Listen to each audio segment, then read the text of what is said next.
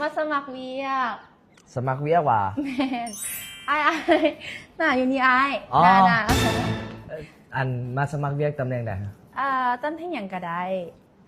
ตำแหน่งอย่างก็ได้มีบ่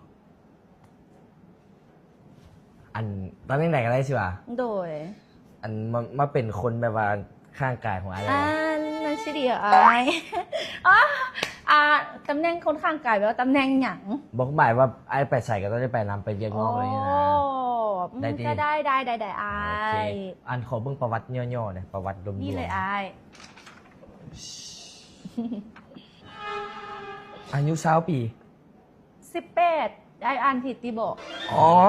18 แมน โอ้แต่ว่าอันนั้นใหญ่ก่อนอันนี้ ฮะ บอกเขาหมายว่าห่างกายใหญ่ก่อนอายุนะ แมนน้องแบบพัฒนาการเป็นไวค่ะนะไอ้ ความสามารถพิเศษนี่แม่นห้องเพลงเป็น หน่อยได้หน่อยหนึ่ง ลองห้องให้ไอ้ฟังเพลงหนึ่งดู